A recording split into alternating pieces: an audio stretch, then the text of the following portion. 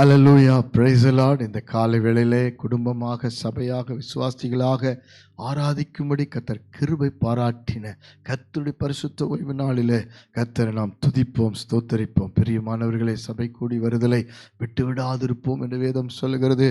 நாம் தேவனை பாடுவதற்கே, ஆராதிப்பதற்கே கர்த்தர் இப்படிப்பட்ட ஒரு நாளை ஆயத்தப்படுத்தியிருக்கிறார். ஹல்லேலூயா. ஏன் சோர்ந்து போகிறீர்கள்? ஏன் எல்லா விதத்திலும் ஆண்டவரை நீங்கள் உறுதியாய் பற்றி கொள்ள முடியாமல், ஆராதிக்க முடியாமல் காணப்படுகிறீர்கள்? இந்த காலவேளையில் உங்களுக்கு தீர்க்கமான ஒரு வார்த்தை பேசி நாம் எப்படி ஆராதிக்க வேண்டும் என்று சொல்லுகிறார். சங்கீதங்களின் புஸ்தகம் 21ஆம் சங்கீதம் 13ஆம் வசனத்தை வாசித்து பாருங்கள். கர்த்தாவே, உம்முடைய பலத்திலே நீர் எழுந்தருளும், அப்பொழுது உம்முடைய வல்லமையை பாடி கீர்த்தனம் பண்ணுவோம். ஹல்லேலூயா. சபை, குடும்பங்கள், விசுவாசிகள், தேவனை ஆராதிக்கிற பிள்ளைகளுக்கு தேவன் சொல்லுகிறார், பலத்திலே எழுந்திருக்கிற ஒரு வல்லமை. தேவன் நமக்காக பலத்திலே எழுந்திருப்பார். இஸ்ரவேல் ஜனங்களுக்காக தேவன் எழுந்தருளி பார்வோனுடைய ஒவ்வொரு காரியத்திலும் கர்த்தர் ஜெயம் கொடுத்தார்.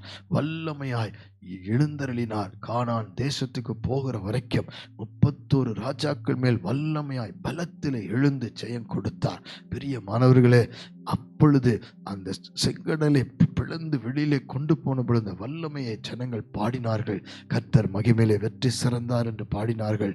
இன்றைக்கு உங்கள் வாழ்க்கையில, என் வாழ்க்கையில தேவன் பல விதங்களிலே அவருடைய பலம் நம்மை தாங்கிக் கொண்டிருக்கிறது.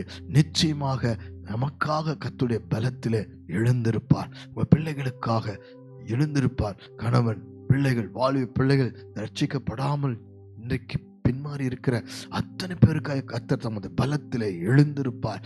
தேவனுடைய பலத்தை நீங்கள் சாதாரணமாக எண்ணி விடாதிருங்கள்.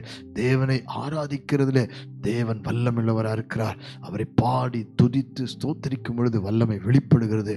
அன்றைக்கு சிறைச்சாலையின் மத்தியிலே பவுலும் சீலாவும் நடுராத்திரியிலே பாடி துதித்த பொழுது வல்லமை வெளிப்பட்டது. இன்றைக்கு நாம் எந்த சூழ்நிலை மத்தியிலும் கர்த்தருடைய வல்லமை பாடுவோம், கீர்த்தனம் பண்ணுவோம். உங்கள் வாழ்க்கையை கர்த்தர் எல்லா விதத்திலும் விடுவிப்பார், ஆசீர்வதிப்பார், பலப்படுத்துவார். சோர்ந்து போகாதீர்கள். இப்பொழுது ஜெபிக்க போகிறோம். பரலோக பிதாவே, உம்முடைய வல்லமை பாடி ஆராதிப்பதற்கு நீர் கொடுத்திருக்கிற கிருபைக்காய் ஸ்தோத்திரம். இந்த நாளிலே நீர் பலத்தாலே எழுந்திருக்கிறவராய் எங்களுக்கு வெளிப்பட்டதற்காய் நன்றி. இப்ப ஜெபிக்கிற அத்தனை குடும்பத்தில் உம்முடைய பலம் எழுந்தருளும். பிசாசுடைய பலம், பிசாசுடைய வியாதி, போராட்டங்கள், கடன் பிரச்சனையுடைய பலம் எல்லாம் குறைந்து உம்முடைய விடுதலின் பலம் எழுந்தருளும் என்று ஜெபிக்கிறப்பா.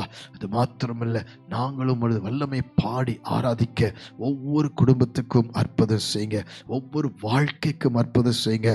ஒவ்வொருடைய காரியங்களிலே, குடும்பத்தின் மத்தியிலே, பிள்ளைகள் மத்தியிலே, கணவன் மனைவி மத்தியிலே, ஆவிக்குரிய வாழ்க்கையிலே, ஊழிய பாதையிலே, சபையிலே கர்த்தருடைய வல்லமை பாடி ஆராதிக்கிற கிருபை உண்டாவதாக.